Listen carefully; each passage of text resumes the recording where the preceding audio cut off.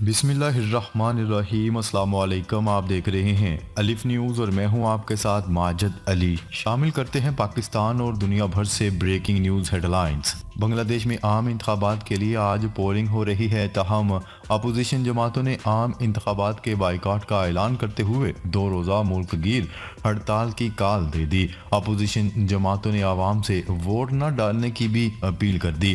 Opposition کے boycott کی وجہ سے شیخ حسینہ واجد کی 5ویں بار وزیر اعظم منتخب ہونے کی راہ ہموار ہو گئی۔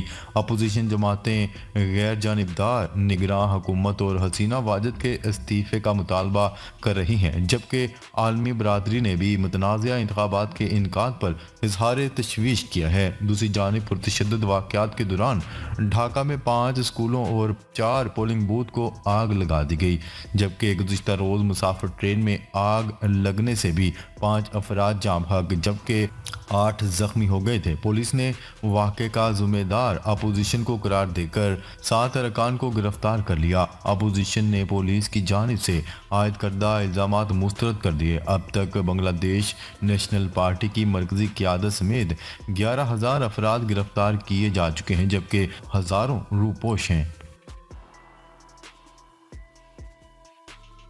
خبر کے اگلے حصے میں بات کرتے ہیں پاک بحریہ نے بحیرہ عرب میں جنگی جہاز تعینات کر دیے۔ ترجمان پاک بحریہ کے مطابق پاک بحریہ نے میری ٹائم سیکیورٹی کے حالیہ واقعات کے بعد بحیرہ عرب میں اپنے جنگی جہازوں کو تعینات کر دیا، جن کی پاکستانی تجارتی راستوں کی حفاظت یقینی بنانے کے لیے پیٹرولنگ جاری ہے۔ ترجمان کے مطابق پیٹرولنگ کا مقصد پاکستان اور بین الاقوامی تجارتی بحری جہازوں کی حفاظت کو یقینی بنانا ہے۔ ان تجارتی گزرگاہوں کی مسلسل فضائی نگرانی بھی کی جا رہی ہے۔ ترجمان کا کہنا ہے کہ پاک بحریہ خطے میں بحری امن برقرار رکھنے کے حوالے سے اپنی قومی ذمہ داری سے بخوبی آگاہ ہے۔ خبر کے اگلے حصے میں بات کرتے ہیں امریکی وزیر خارجہ کی صدر ایردوان اور ترک ہم منصب سے اہم ملاقات۔ امریکی وزیر خارجہ اینتھنی بلنکن نے غزہ جنگ کے بعد اپنے چوتھے دورہ مشرق وسطیٰ سے قبل استنبول میں ترک صدر رجب طیب ایردوان اور ترکیہ کے ہم منصب سے ملاقات کی۔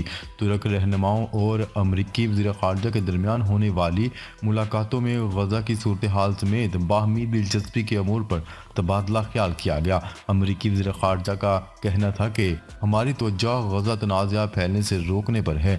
تنازعہ میں کمی کے لیے ترکیہ فریقین سے تعلقات استعمال کرنے کے لیے تیار ہے۔ ان کا مزید کہنا تھا کہ اسرائیل کشیدگی میں اضافہ نہیں چاہتا، لیکن اسرائیل کو اپنا دفاع کرنا ہے۔ دوسری جانب حماس رہنما اسماعیل ہانیہ نے امریکی وزیر خارجہ کو پیغام دیتے ہوئے کہا ہے کہ بلنکن اسرائیلی جارحیت ختم کروانے پر توجہ رکھیں۔ انہوں نے کہا ہے کہ اسرائیل کے لیے امریکی حمایت غزہ میں لوگوں کے قتل عام کی وجہ بنی ہے۔ امید ہے بلنکن نے پچھلے 3 ماہ کے واقعات سے سبق سیکھا ہوگا۔ امریکی وزیر خارجہ اینتھنی بلنکن غزہ جنگ کے بعد چوتھی مرتبہ مشرق وسطیٰ کا دورہ کر رہے ہیں۔ اپنے دورے کے موقع پر اینتھنی بلنکن اردن، قطر، اسرائیل، مغربی کنارے، مصر، سعودی عرب اور متحدہ عرب امارات بھی جائیں گے، جہاں اہم رہنماؤں سے ملاقاتیں کریں گے۔ خبر کے اگلے حصے میں بات کرتے ہیں سخت سردی کے باوجود امریکہ میں غزہ کی حمایت میں ریلی۔ نیوز رپورٹ کے مطابق سردی کے باوجود امریکہ کے شہر نیو یارک میں غزہ کی حمایت میں احتجاجی ریلی نکالی گئی۔ عرب میڈیا کی رپورٹ کے مطابق مظاہرین نے فلسطین کی آزادی کے حق میں نعرے لگائے۔ دوسری جانب اسرائیلی فورسز 7 اکتوبر 2023 سے مسلسل غزہ کے علاقوں کو نشانے پر رکھے ہوئے ہیں۔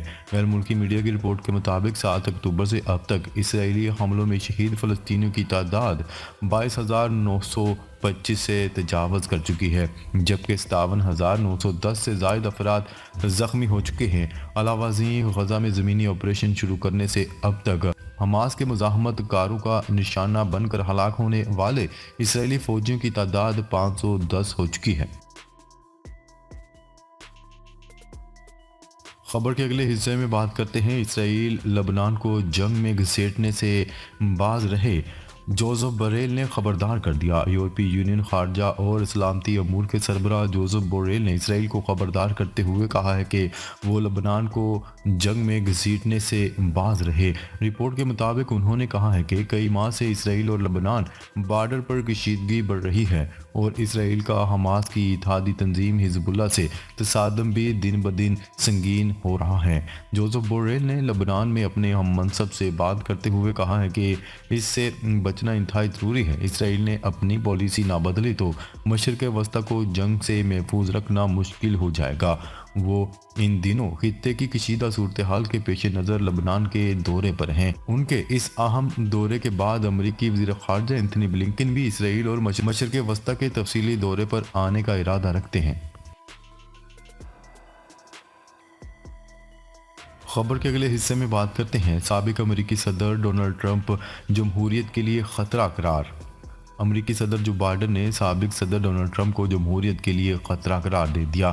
غیر ملکی خبرساز ایجنسی کی رپورٹ کے مطابق امریکی صدر جو بائیڈن نے ڈونلڈ ٹرمپ کو نازیوں سے تشبیہ دیتے ہوئے جمہوریت کے لیے خطرہ قرار دے دیا۔ انہوں نے ٹرمپ پر نازی جرمنی جیسی زبان استعمال کرنے کا الزام عائد کیا ہے۔ جو بائیڈن نے کہا ہے کہ ڈونلڈ ٹرمپ خود کو اقتدار میں لانے کے لیے امریکی جمہوریت کو قربان کرنے کے لیے تیار ہیں۔ انہوں نے کہا کہ ڈونلڈ ٹرمپ اور ان کے حامی 2024 کے انتخابات میں بھی سیاسی تشدد چاہتے ہیں۔ واضح ہے کہ امریکی صدر جو بائیڈن نے 2024 کے صدارتی انتخابی مہم کا آغاز پینسلوانیا سے کر دیا۔ دوسری جانب سابق صدر ڈونلڈ ٹرمپ نے کہا ہے کہ جو بائیڈن جمہوریت کو خطرہ قرار دینے کی بات کہہ کر ملک میں خوف کی فضا پیدا کرنا چاہتے ہیں۔ خبر کے اگلے حصے میں بات کرتے ہیں اسرائیلی قیدیوں کے اہل خانہ کا نیتن یاہو کے خلاف احتجاجی مظاہرہ۔ نیوز رپورٹ کے مطابق تل ابیب میں ہونے والے مظاہرے کے دوران صہیونی فوجیوں اور صہیونی عام شہریوں کے درمیان جھڑپیں بھی ہوئیں۔ اس مظاہرے میں صہیونی قیدیوں کے گھرانے کے لوگوں نے بھی شرکت کی، جنہوں نے نیتن یاہو کے استعفے اور قبل از وقت انتخابات کروائے جانے کا مطالبہ کر دیا۔ 2 روز قبل بھی اسی طرح کے مظاہروں کے دوران صہیونیوں نے تل ابیب کے ایک ہائی وے کو بند کر دیا تھا اور صہیونی قیدیوں کو رہا کرانے کا مطالبہ کیا تھا۔ خبر کے اگلے حصے میں بات کرتے ہیں چینی وزیر خارجہ کا کہنا ہے کہ چین امریکہ تعلقات کی ترقی نے 3 روشن خیالات دیے ہیں۔ پہلا یہ کہ امن چین امریکہ تعلقات کی مرکزی بنیاد ہے۔ دوسرا یہ کہ چین اور امریکہ کے درمیان عدم تصادم خود انسانیت اور امن کے لیے سب سے اہم ہے، اور تیسرا یہ کہ چین امریکہ تعلقات کے لیے سب سے درست انتخاب تعاون ہے۔ وانگ ای نے اس بات پر زور دیا کہ گزشتہ سال نومبر میں سان فرانسسکو میں ہونے والی چین امریکہ سربراہی ملاقات نے مستقبل پر مبنی سان فرانسسکوڈن تیار کیا، جس نے دونوں ممالک کے تعلقات کی سمت کی نشاندہی کی۔ انہوں نے کہا ہے کہ دونوں فریقین کو سان فرانسسکو کو ایک نئے نقطہ آغاز کے طور پر لینا چاہیے، باہمی احترام پر پرامن بقائے باہمی اور باہمی تعاون کو مل کر چلنے کی راہ کے طور پر لینا چاہیے، اور انہوں نے سربراہان مملکت کے درمیان طے پانے والے اہم اتفاق رائے پر صحیح معنوں میں عمل درآمد کرنا چاہیے۔ وانگ ای کا کہنا تھا کہ باہمی احترام کو برقرار رکھنے کے لیے اس وقت اولین ترجیح ایک درست تفہیم کا قیام ہے۔ چینی وزیر خارجہ نے چین کے موقف کا اعادہ کرتے ہوئے کہا کہ چین کا کسی ملک کی جگہ لینے یا اس پر غلبہ حاصل کرنے کا کوئی ارادہ نہیں۔ چین باہمی احترام کی بنیاد پر ایک مستحکم، صحت مند اور پائیدار چین امریکہ تعلقات کی تعمیر کے لیے کام کرنے کو تیار ہے۔ تقریب میں چین اور امریکہ کے مختلف شعبۂ زندگی سے تعلق رکھنے والے 350 سے زائد افراد نے شرکت کی۔ واضح رہے کہ 1 جنوری چین اور امریکہ کے درمیان سفارتی تعلقات کے قیام کی 45ویں سالگرہ ہے، اور صدر شی جن پنگ اور صدر جو بائیڈن نے اس موقع پر تہنیتی خطوط کا تبادلہ کیا۔ سی پی سی کی مرکزی کمیٹی کے پولیٹیکل بیورو کے رکن اور چین کے وزیر خارجہ وانگ ای نے چین اور امریکہ کے مابین سفارتی تعلقات کے قیام کی 45ویں سالگرہ پر ایک استقبالیہ میں شرکت کی۔ ناظرین، اب تک کے لیے اتنا ہی۔ مزید خبریں لے کر بہت جلد آپ کی خدمت میں حاضر ہوں گے، تب تک کے لیے اپنا خیال رکھیے گا۔ اللہ نگہبان۔